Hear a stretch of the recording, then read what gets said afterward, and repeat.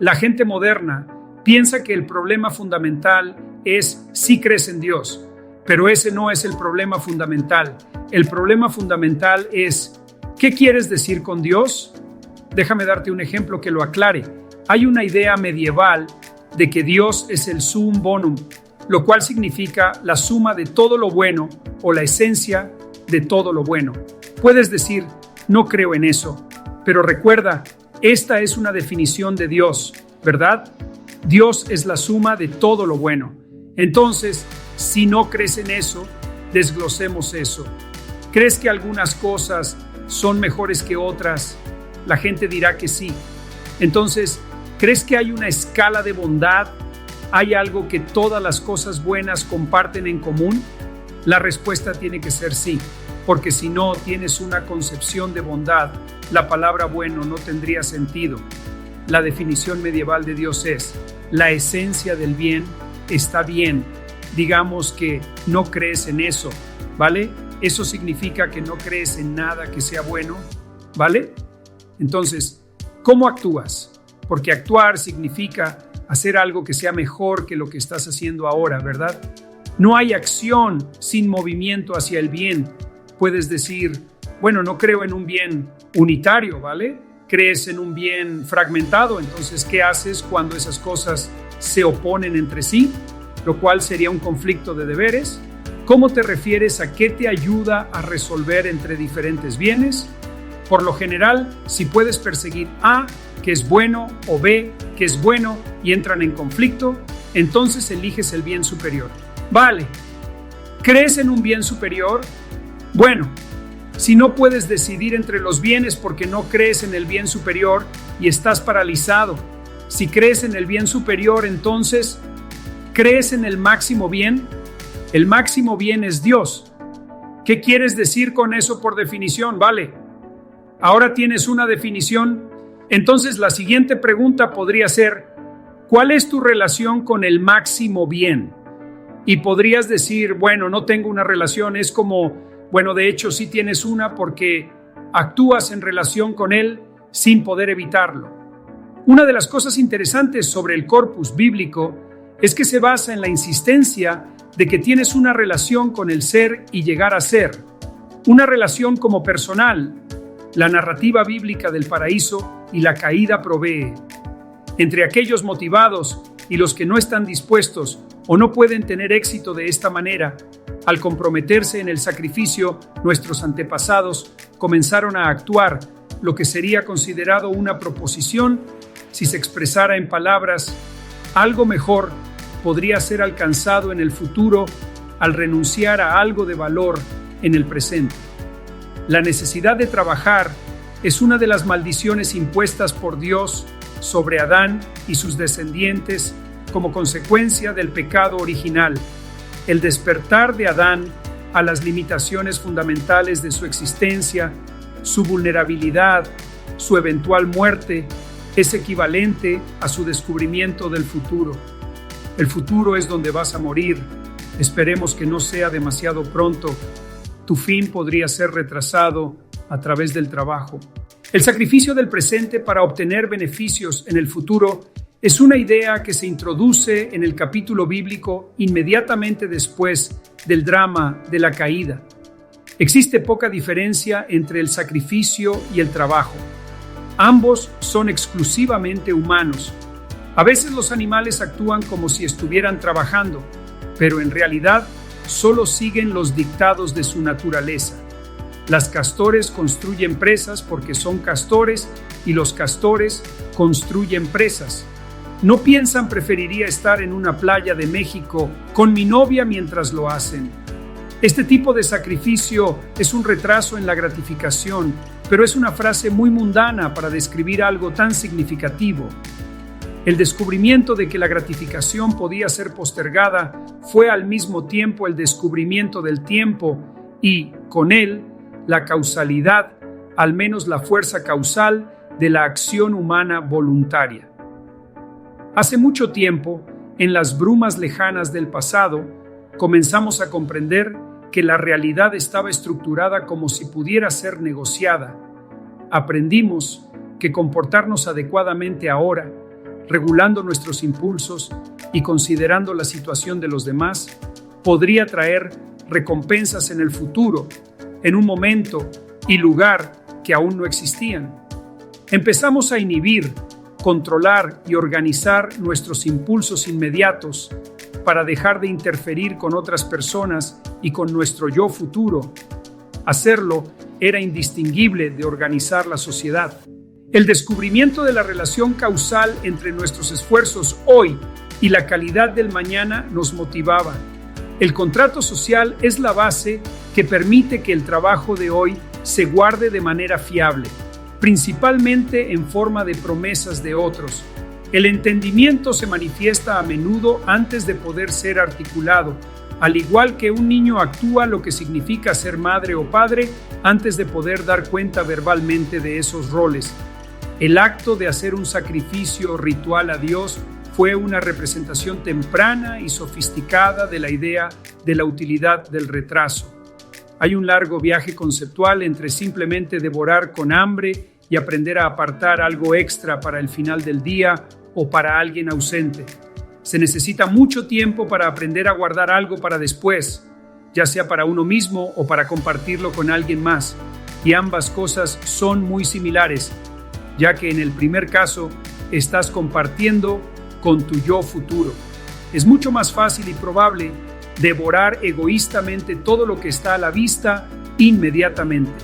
Hay viajes similares entre cada salto en sofisticación con respecto al retraso y su conceptualización, compartir a corto plazo, guardar para el futuro, representación de ese almacenamiento en forma de registros y luego en forma monetaria, y finalmente ahorrar dinero en un banco u otra institución social. Algunas conceptualizaciones tuvieron que servir como intermediarias para toda nuestra gama de prácticas e ideas relacionadas con el sacrificio y el trabajo. Su representación nunca podría haber surgido si nuestros ancestros no hubieran actuado un drama, una ficción, donde personificaban la fuerza. Cada paso hacia adelante requiere paciencia y visión. Recuerda siempre compartir con tu yo futuro. Sigue avanzando hacia la sofisticación. Tú puedes lograrlo. El destino gobierna como un espíritu con el que se puede negociar y comerciar, como si fuera otro ser humano. Lo sorprendente es que funcionó, en parte porque el futuro está compuesto en gran medida por otros seres humanos, a menudo precisamente aquellos que han observado y evaluado los detalles más pequeños de tu comportamiento pasado. No está muy lejos de eso pensar en Dios sentado arriba, vigilando cada uno de tus movimientos y anotándolos para futuras referencias en un gran libro. Aquí hay una idea simbólica productiva. El futuro es un padre juicioso. Es un buen comienzo, pero surgieron dos preguntas arquetípicas adicionales fundamentales debido al descubrimiento del sacrificio del trabajo. Ambas tienen que ver con la extensión última de la lógica del trabajo, que es sacrificar ahora para ganar después. Primera pregunta: ¿qué se debe sacrificar? Pequeños sacrificios pueden ser suficientes para resolver problemas pequeños y simples, pero es posible que sacrificios más grandes y completos puedan resolver una variedad de problemas grandes y complejos al mismo tiempo. Es más difícil, pero podría ser mejor. Adaptarse a la disciplina necesaria de la escuela de medicina, por ejemplo, interferirá fatalmente con el estilo de vida licencioso de un fiestero universitario hardcore. Renunciar a eso es un sacrificio, pero un médico puede poner comida en su familia durante mucho tiempo. Así que los sacrificios son necesarios para mejorar el futuro, y los sacrificios más grandes pueden ser mejores. Segunda pregunta. Conjunto de preguntas relacionadas. Realmente ya hemos establecido el principio básico. El sacrificio mejorará el futuro, pero un principio una vez establecido debe ser desarrollado en toda su extensión, o su significado debe ser comprendido. ¿Qué se entiende por la idea de que el sacrificio mejorará el futuro en los casos más extremos y finales? ¿Dónde encuentra ese principio básico sus límites? Debemos preguntarnos, para empezar, ¿cuál sería el sacrificio más grande, efectivo y satisfactorio de todos los posibles? Y luego imaginar qué tan bueno podría ser el mejor futuro posible si se pudiera hacer el sacrificio más efectivo. El Dios de la tradición occidental, como tantos dioses, requiere sacrificios, pero a veces va más allá. Exige no solo sacrificios, sino el sacrificio precisamente de lo que se ama más. Esto se ilustra de manera más contundente y confusa en la historia de Abraham e Isaac. Abraham, amado por Dios, anhelaba desde hacía mucho tiempo un hijo, y Dios le prometió exactamente eso después de muchas demoras y bajo condiciones aparentemente imposibles debido a su avanzada edad y a una esposa estéril durante mucho tiempo. Sin embargo, poco después, cuando Isaac nace milagrosamente aún siendo un niño, Dios da un giro inesperado y demanda en forma irracional y aparentemente bárbara que su fiel siervo ofrezca a su hijo como sacrificio. La historia termina felizmente cuando Dios envía un ángel para detener la mano obediente de Abraham y acepta un carnero en lugar de Isaac. Aunque esto es algo bueno, no aborda realmente el problema central. ¿Por qué es necesario que Dios vaya tan lejos? ¿Por qué impone tales demandas la vida? Comenzaremos nuestro análisis con una verdad evidente. A veces la vida nos pone a prueba sin piedad. El camino hacia la grandeza comienza con desafíos insuperables. No te rindas ante las pruebas. Sé valiente. Sigue adelante con determinación. Tu fuerza interior te llevará hacia tus metas. Confía en ti mismo y nunca pierdas la fe.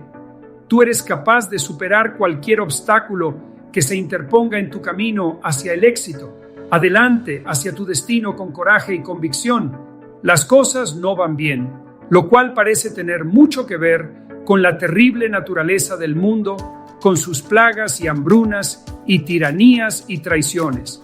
Pero aquí está el quid de la cuestión. A veces, cuando las cosas no van bien, no es el mundo lo que causa el problema. La causa radica en aquello que actualmente es más valorado subjetiva y personalmente. ¿Por qué? Porque el mundo se revela en cierto grado indeterminado a través del filtro de tus valores. Si el mundo que ves no es el mundo que deseas, entonces es hora de examinar tus valores. Es momento de deshacerte de tus suposiciones actuales. Es momento de soltar e incluso podría ser tiempo de sacrificar lo que más amas para poder transformarte en quien podrías ser en lugar de quedarte como eres. Un cambio más radical de lo necesario trae consigo más dolor, pero también más oportunidades. Gran parte de lo que aprendemos lo hacemos dolorosamente y por eso no sorprende que la gente huya del aprendizaje lleno de dolor y ansiedad. Todos saben que las lecciones realmente importantes en la vida suelen ser las menos placenteras. Te sacan completamente de tu zona cómoda. El hecho de que la gente huya de eso no sorprende en absoluto, pero tampoco ayuda, solo agita la catástrofe para después. La mejor idea es ingerir un poco de veneno cada día para evitar una sobredosis dentro un mes o algo así. Creo firmemente que uno no aprende a menos que sea obligado a hacerlo. Hay alternativas a eso, hay una búsqueda voluntaria de conocimiento y eso es algo bueno, es un antídoto para esto. Pero aparte de eso, hablando más prácticamente, tiendes a no aprender a menos que te veas obligado a hacerlo. Y lo que tiendes a aprender por la fuerza son lecciones difíciles, por lo que las personas suelen ser muy propensas a no buscarlas. No es sorprendente, pero es porque no entienden muy bien las consecuencias. Quizás sea porque están convencidos de que hay alguna forma de evitar el aprendizaje necesario y no la hay. Lo único que haces es empeorar las cosas en el futuro. Te haces más pequeño y haces la lección más difícil. Por eso en tantas doctrinas religiosas se hace énfasis en la humildad. Y la humildad no es rebajarse a uno mismo, sino entender que no sabes lo suficiente para evitar que tu vida sea miserable. Por lo tanto, cada vez que tengas la oportunidad de adquirir algo nuevo que te ayude en tu camino, debes aprovecharlo tan rápido como puedas, pero tienes que tener una visión muy trágica, diría yo, de la realidad, y también dura, porque no solo se trata de tragedia, sino también de malevolencia. Tienes que entender que te están esperando y eso te hace lo suficientemente desesperado como para aprender y quizás lo suficientemente desesperado como para abandonar tu ideología. Pero esa es una forma dura de ver el mundo. Sin embargo, supera vivirlo. Apunta alto. Presta atención. Arregla lo que puedas arreglar y no seas arrogante. Espero haber capturado correctamente el tono motivacional solicitado en español. Si necesitas ayuda con algo más o si deseas otra traducción motivacional en español o cualquier otro idioma, estaré encantado de ayudarte. La mitigación del dolor y sufrimiento innecesarios es un principio fundamental. Haré todo lo posible para actuar de manera que conduzca a la reducción de dichos males. Has colocado en lo más alto de tu jerarquía moral un conjunto de presupuestos y acciones dirigidos hacia el mejoramiento del ser. ¿Por qué? Porque conocemos la alternativa. El siglo XX estuvo tan cerca del infierno que la diferencia no vale la pena discutir, y el opuesto al infierno es el cielo. Colocar la mitigación del dolor y sufrimiento innecesarios en lo más alto de tu jerarquía de valores es trabajar por traer el reino de Dios a la tierra. Eso es un estado y una mentalidad al mismo tiempo.